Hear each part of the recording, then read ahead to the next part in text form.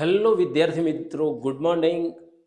તો મિત્રો, આજના નવા જ વિડીયોની અંદર આપણે ધોરણ 10ના કેટલાક પેપરનું સોલ્યુશન કરવા જઈ રહ્યા છીએ મિત્રો. તેમાં વિભાગ એની અંદર પૂછાતા વિકલ્પો કે જે 24 માર્ક્સના છે, 24 પ્રશ્ન અને 24 માર્ક્સ છે, જેનું આપણે સોલ્યુશન કરવા જઈ રહ્યા છીએ. તો મિત્રો, અત્યારે ધોરણ 10ની તૈયારી પૂરજોશમાં ચાલી રહી છે. તમામ મિત્રોને લગભગ કોર્સ પૂર્ણ થઈ ગયો હશે અને અત્યારે ટેસ્ટ ઉપર ટેસ્ટો ચાલી રહી હશે. તો આપણે પણ અહીંયા વિભાગ એના વિકલ્પો લઈને આવી રહ્યા છીએ, જેમાં પેપર નંબર 1 આપણે જોવાના છે, જેમાં આજે આપણે વિભાગ નંબર એ જોઈશું અને ગણિતનું બેઝિક પેપર છે, એમાં વિભાગ નંબર એ જોવાના છે અને ત્યાર પછીના આવતા વિડીયોની અંદર આપણે વિભાગ નંબર 2 પણ જોઈશું મિત્રો. તો આજે આપણે માત્ર 24 માર્ક કવર કરવા જઈ રહ્યા છે. તો મિત્રો, વિડીયોને ધ્યાનપૂર્વક જોજો. અહીંયા આપણે જોઈએ તો પેપર નંબર 1 છે, ગણિત બેઝિકનું છે, વિભાગ નંબર એ છે, બરાબર. અને નીચે આપેલા વિધાનો માટે તેમની નીચે આપેલા વિકલ્પોમાંથી સાચો વિકલ્પ પસંદ કરી અને આપણે વિકલ્પ પસંદ કરવાનો છે. તો મિત્રો, આપણા વિડીયોની શરૂઆત કરીએ છીએ.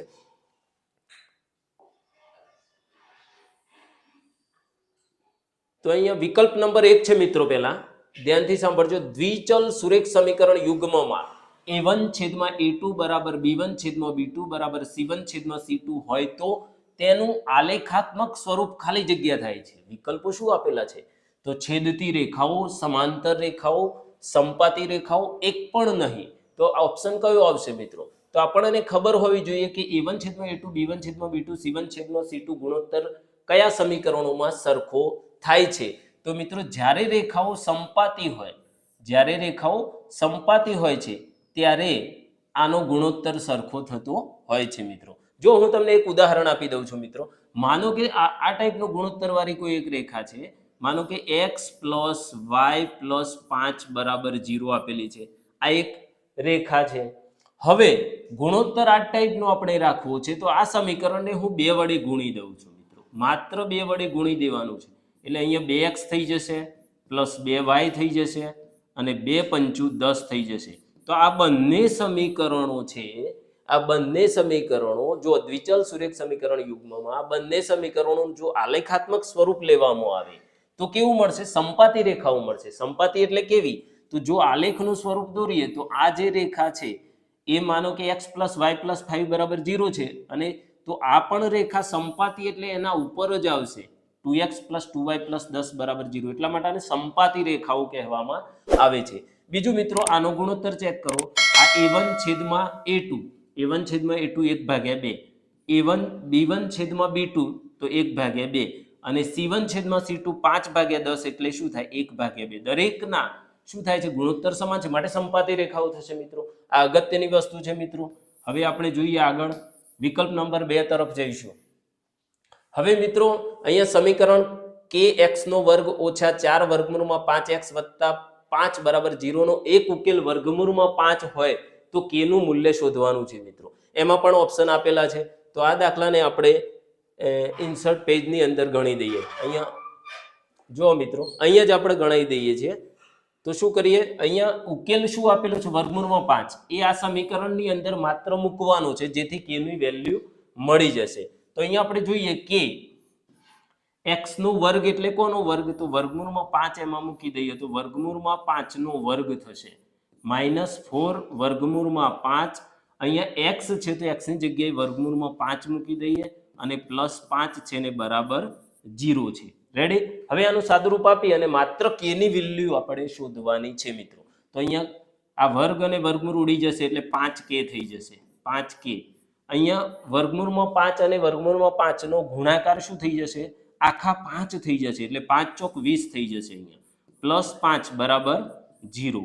તો 5k બરાબર -20 માંથી +5 બાદ થશે તો -15 આવી જશે બરાબર 0.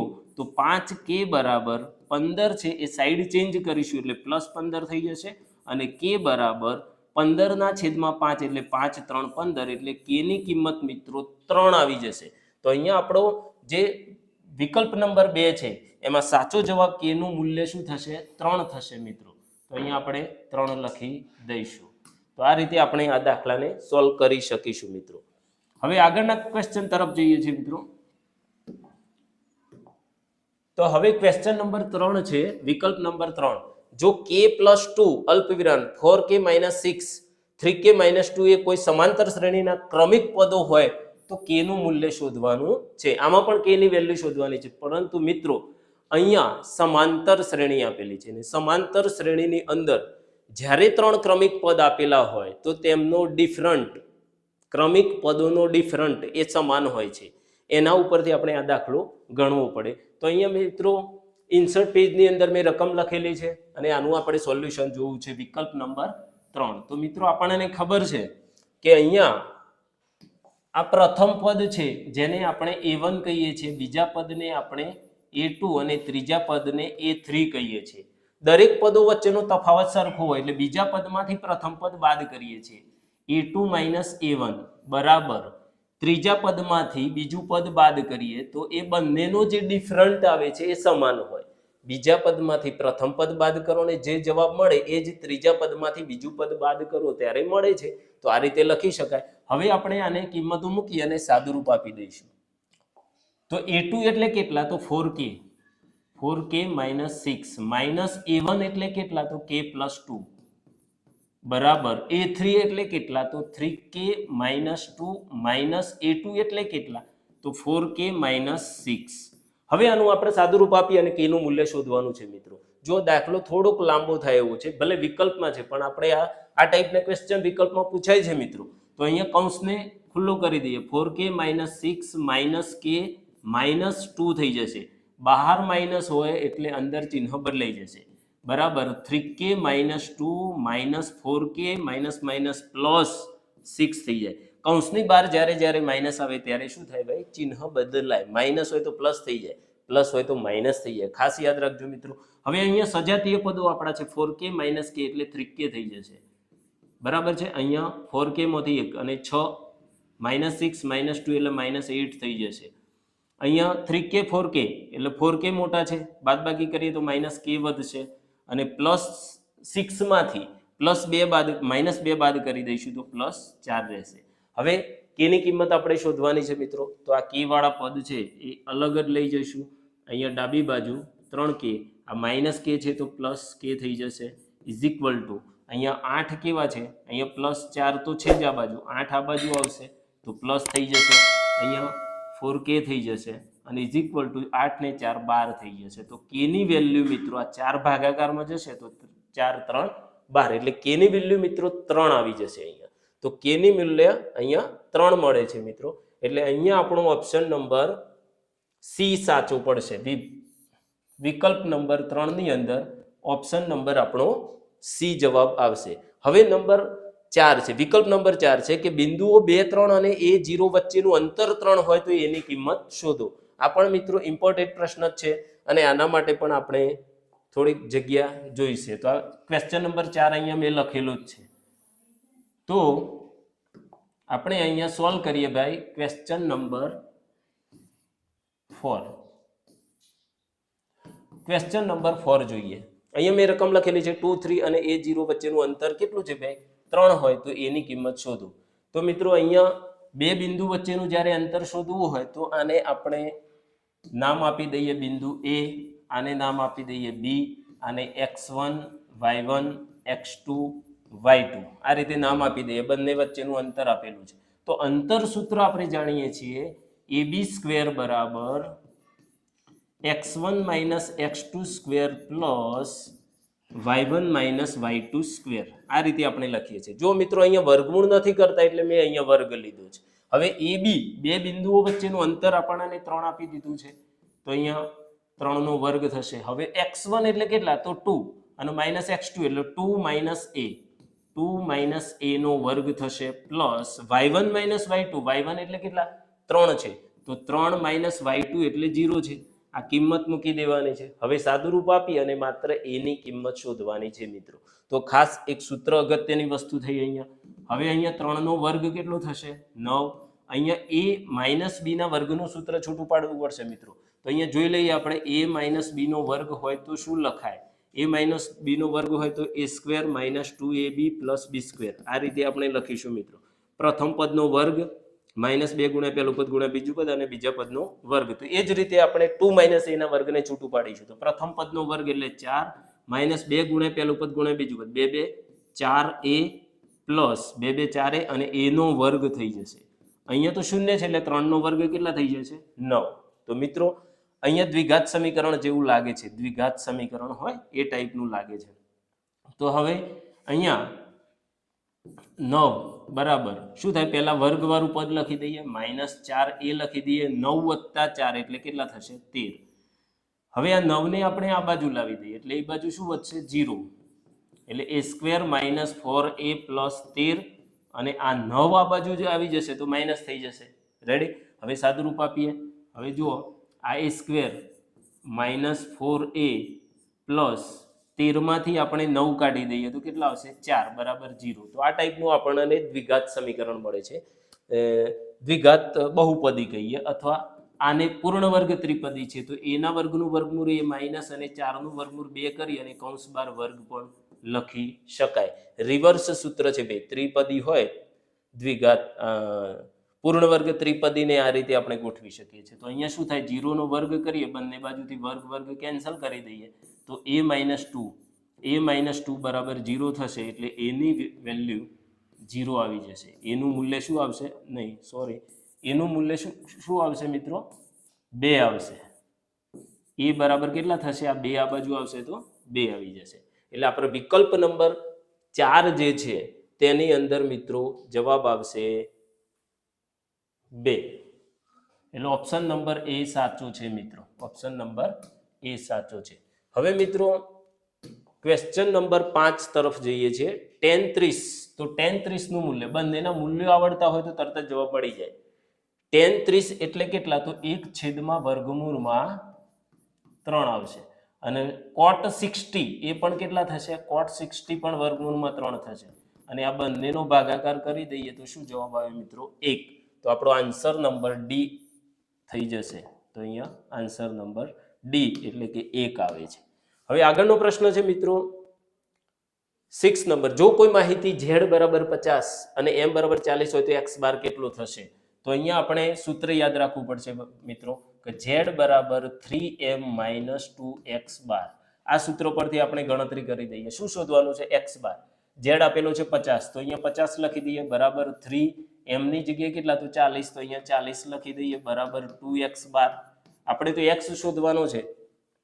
અહીંયા શું થશે? તો આ 50 બરાબર 4 3 12 એટલે 120 થઈ જશે માઇનસ 2x બાર. x બાર પેલી બાજુ લઈ જઈએ તો માઇનસ છે કેવો થઈ જાય? બરાબરની પેલી બાજુ 2x બાર પ્લસ થઈ જશે 120 માંથી આ બાજુ 50 આવશે માઇનસ થઈ જશે. તો 2x બાર બરાબર અહીંયા 70 થઈ જશે. 120 માંથી 50 જાય એટલે 70 અને x બાર નું મૂલ્ય અહીંયા મળી જશે 70 ડિવાઇડ 2 એટલે કેટલા મિત્રો? 35. અહીંયા આપણો ઓપ્શન નંબર કયો જવાબ થશે મિત્રો? 35. તો જોઈએ કોઈ માહિતી a b c અને અહીંયા d 35 આપેલો છે મિત્રો. બરાબર? તો જોઈ લઈએ અહીંયા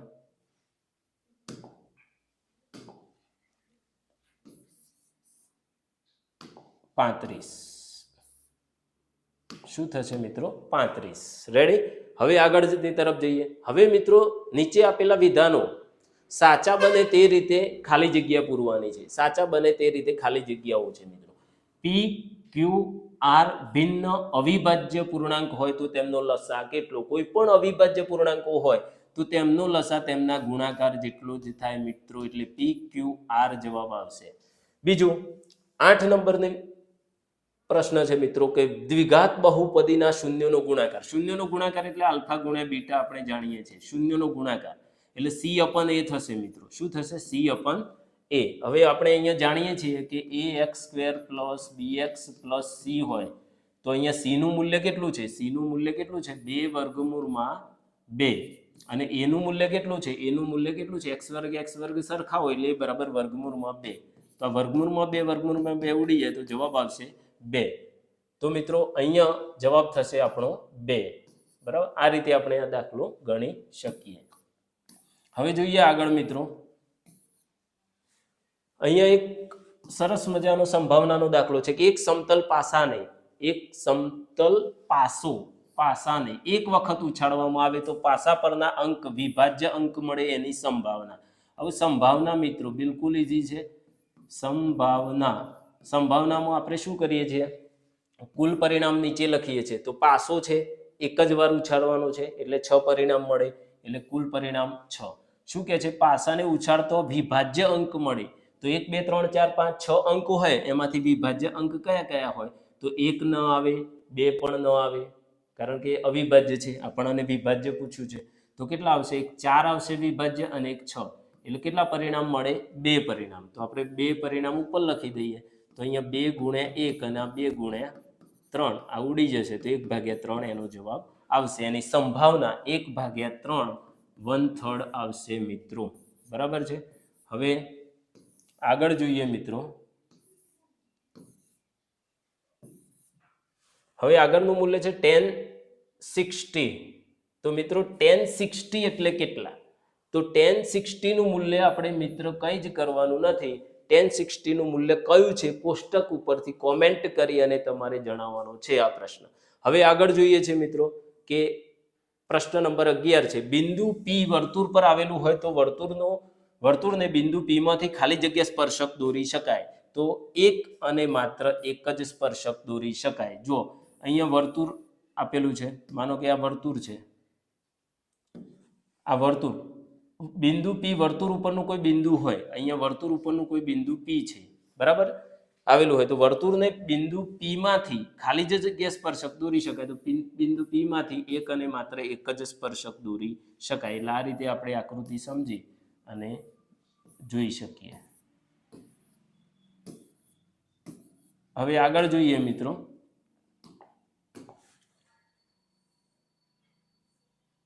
એક આવૃત્તિ વિતરણમાં A બરાબર 450, H બરાબર 100, sigma FI 20, sigma FI UI -20 હોય તો મધ્યક શોધો. તો મધ્યકનું સૂત્ર જ છે મિત્રો x બાર બરાબર, ખાસ યાદ રાખીશું, A છે તો A plus sigma FI UI છેદમાં સિગ્મા FI અને ગુણ્યા H. આ સૂત્ર આપણે યાદ રાખવું પડે મિત્રો. x બાર બરાબર A plus sigma FI UI છેદમાં સિગ્મા FI ગુણ્યા H. આપણે શું શોધવાનું છે? તો મધ્યક એટલે x જ શોધવાનું છે. A નું મૂલ્ય લખી દઈએ, કેટલું છે? 450 પ્લસ સિગ્મા FI UI કેટલા આપેલા છે? -20 અને સિગ્મા FI કેટલા છે? તો 20 અને ગુણ્યા H. H એટલે 100 આપેલા છે. હવે અહીંયા જોઈએ તો આ 20 કેન્સલ થઈ ગયા, ગુણાકારની ક્રિયા પ્રથમ થશે. 450 અને આ પ્લસ ગુણ્યા માઇનસ એટલે માઇનસ થઈ જશે અને અહીંયા 100 વધશે. 450 માંથી 100 બાદ કરો એટલે 450 માંથી 100 બાદ કરો તો કેટલા આવશે? 350 આન્સર થઈ જશે, જે અહીંયા આપેલો છે 350. હવે મિત્રો નીચે આપેલા વિધાનો ખરા છે કે ખોટા એની ચર્ચા કરવાની છે. તો 4 વિધાન ખરા છે કે ખોટા એવું પણ પૂછાય છે. વર્ગમૂળમાં 7 એ અસમય સંખ્યા છે. તો મિત્રો હા, આ વિધાન સાચું છે. વર્ગમૂળમાં 7 એ અસમય સંખ્યા છે. હવે આગળ જઈએ મિત્રો. તો ક્વેશ્ચન નંબર 14 છે. દ્વિઘાત બહુપદી px બરાબર 4 - x નો વર્ગનો આલેખ એ ઉપરની તરફ ખુલતો પરવલય છે. તો ઉપરની તરફ ન ખુલે ભાઈ, આ વિધાન કેવું છે? તો ખોટું છે. તો કેમ ખોટું છે આપણે સમજવું પડશે મિત્રો. સમજી લઈએ. અહીંયા જો px = આપણે આવું ભણી ચૂકેલા છે, -ax² + bx + c.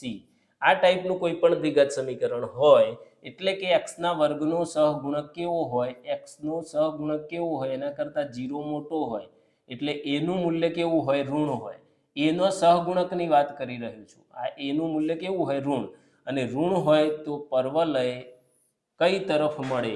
x અક્ષ અને y અક્ષમાં ઉપર તરફ મળે નહીં, નીચેની તરફ ખુલતો પરવલય મળે મિત્રો. આ રીતે નીચે તરફ ખુલતો પરવલય મળે. એટલા માટે આ વિધાન ખોટું છે. હવે તમને એમ થાય કે અહીંયા કેવી રીતે સમજવું? તો અહીંયા આપણે મિત્રો ખાસ સમજવાનું છે કે અહીંયા આપણે આવી રીતે સમજી શકીએ. તો અહીંયા px બરાબર શું આપેલું છે? -x નો વર્ગ પહેલા લખી દઈએ, -x નો વર્ગ, પછી અહીંયા 0x લખી દઈએ અને +4 કરી દઈએ. એટલે આ ટાઈપનું સ્વરૂપ થઈ ગયું. અહીંયા x નો વર્ગ એટલે a છે, પણ અહીંયા x નો વર્ગ નો સહગુણક કેટલો છે? -a. તો અહીંયા -1 કેવો છે? ઋણ છે ને, એટલે સહગુણકનું મૂલ્ય ઋણ છે. એટલા માટે જ પરવલય નીચે તરફ ખુલે, ઉપર તરફ ખુલે નહીં મિત્રો. આ ખાસ યાદ રાખજો મિત્રો, આપણે નોટ ડાઉન કરાવ્યું જ છે.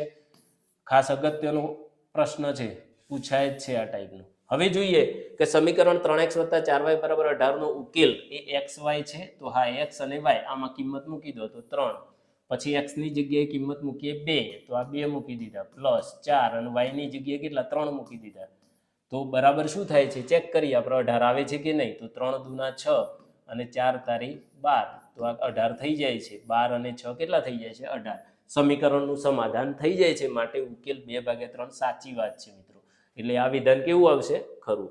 જન્મે તે મૃત્યુ પામે, વિકલ્પ નંબર અહીંયા 16 છે પ્રશ્ન. જન્મ તે મૃત્યુ પામે, આ ઘટનાની સંભાવના 0 છે? ના મિત્રો, જન્મે તે 100% મૃત્યુ પામે, 100%, એટલે કે એની સંભાવના 1 થાય, 0 થાય નહીં. એટલે આ વિધાન પણ કેવું છે? ખોટું છે. હવે આપણે નીચે આપેલા પ્રશ્નોના માગ્યા મુજબ ઉત્તર લખવાના છે. એમાં 17મો પ્રશ્ન છે કે સમાંતર શ્રેણીના n પદના સરવાળા શોધવાનું સૂત્ર. સમાંતર શ્રેણીના n પદના સરવાળા શોધવાનું સૂત્ર Sn = n/2 કૌંસમાં 2a + n - 1 * d છે મિત્રો. ખાસ યાદ રાખવાનું છે, ઘણા બધા દાખલા આગળ પણ આવવાના જ છે. સમાંતર શ્રેણીના n પદોના સરવાળા શોધવાનું સૂત્ર Sn = n/2 કૌંસમાં 2a + n - 1 * d છે. અહીંયા વર્તુળનો સ્પર્શક છે મિત્રો, બધાને ખબર છે કે કોઈ પણ વર્તુળ આપણે દોરીએ છીએ તો આ વર્તુળ જે છે એ વર્તુળને કોઈ એક જ બિંદુ આગળ દોરેલી સ્પર્શી અને દોરેલી જે રેખા છે એ વર્તુળનો સ્પર્શક છે મિત્રો. એટલે આ રીતે આપણે યાદ રાખવાનું છે આને.